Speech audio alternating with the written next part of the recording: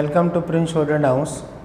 Students 80 words a minute latest matter आपको मिल रहा है जो आपके आने वाले स्किल टेस्ट जो आपका एसएससी सीओ डी ग्रेड का रहेगा, तो डी ग्रेड के लिए जो आपका रहेगा 80 वर्ड्स ए मिनट, उसके लिए बहुत अच्छी एक्सरसाइज है, बहुत अच्छी डिक्टेशन है, नोटेबल वर्ड है। ध्यान से सुनिए, लिखिए और आफ्टर रीडिंग ट्रांसक्रिप्शन कीजिए। हम स्टार्ट करते हैं 80 words a minute. Be ready, start.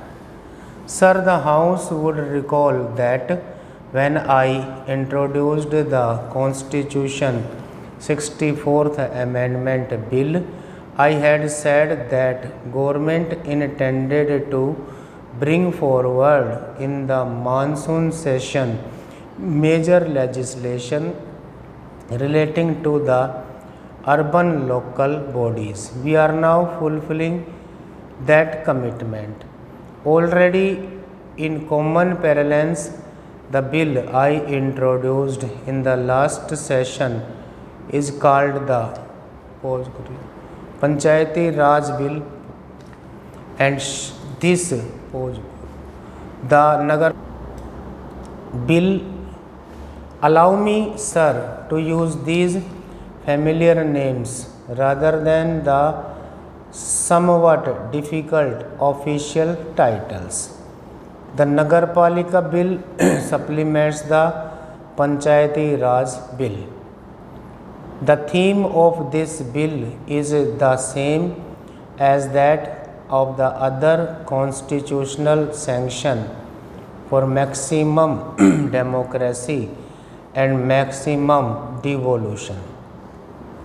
Even as we see the strengthening of the Panchayati Raj system as the key to eliminating the power brokers from the life of rural India, so do we see this bill as the key instrument for reducing and eventually eliminating the role of the power brokers in urban India. We seek through these bills to vest power in the only place where power rightfully belongs in a democracy, in the hands of the people. In the past few days, we have been sad witness to the gravest assault on democracy since the founding of our republic, the abandonment of the Lok Sabha by a section of the elected representatives of the people. In the last general elections, the people gave the Congress an overwhelming mandate to govern the country for the 5 years.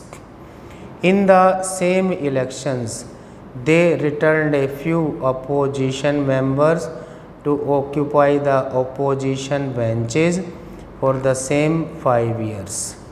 The members of the opposition were elected to fulfill the vital democratic function of contesting the government and its policies right here on the floor of this house, not in the streets or in the columns of newspapers. We respect those democratic and independent minded members of the opposition who are here with us today to democratically debate the issues of fundamental national importance which I shall be raising. By the same token, we must deplore the behavior of those other members of the opposition who have simply run away from this highest forum. They have abused this noble institution. They have violated their mandate. They have betrayed their constituents. They have eroded democracy itself. Why have they tried to destroy democracy in Parliament?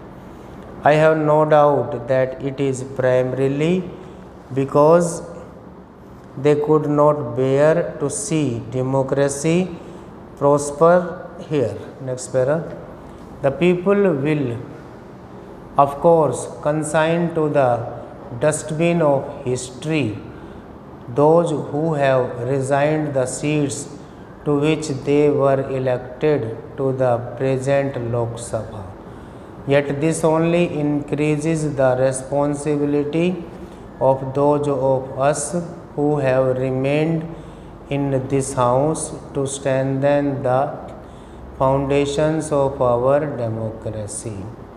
Democracy in parliament and in the state legislatures remains fragile so long as the roots of our democracy do not reach down to the villages and mohallas where the people live. Our constitution detailed the provision for democracy in parliament in the state legislatures.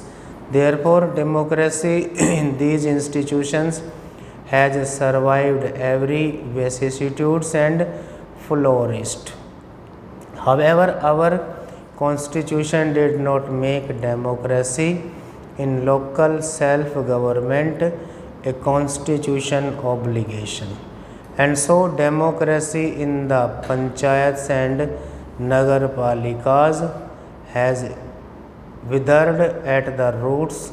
With these two bills, we shall ensure that the democracy at the grassroots lives. No longer will democracy in local self-government be a passing political pastime.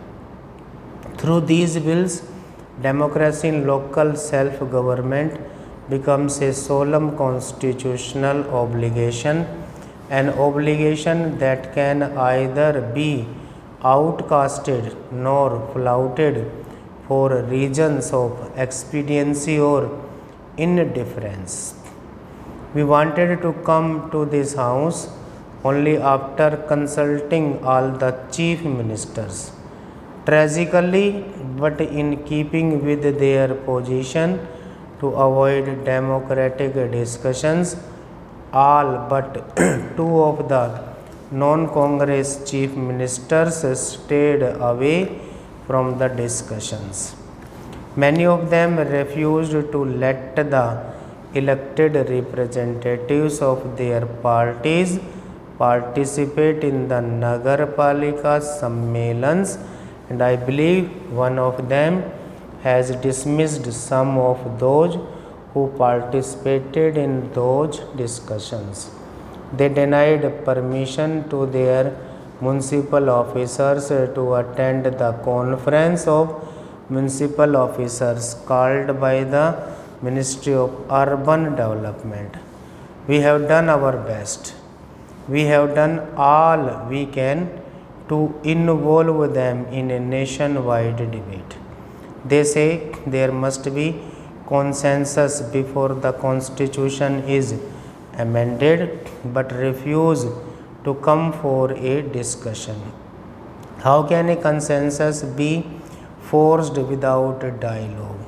Their non-cooperation withstanding, we come to Parliament at the end of the widest and most intensive series of consultations undertaken in the history of independent India. I have personally interacted with over of 25,000 knowledgeable and experienced persons, most of whom are elected representatives of the people, before coming to this house with the Panchayati Raj and Nagarpalika bills. Times out of number, we have stressed that this is not a center state issue. Why should the constitutional enshrinement of democracy in the panchayats be a bone of contention between the center and the states? Why should reservations for the scheduled caste and the scheduled tribes and women be a matter of confrontation between the center and the states. Students dictation लिखने के बाद आप reading करके transcribe कीजिए और proper check कीजिए कि आपकी कितनी मिस्टेक है. Thank you. स्टॉप.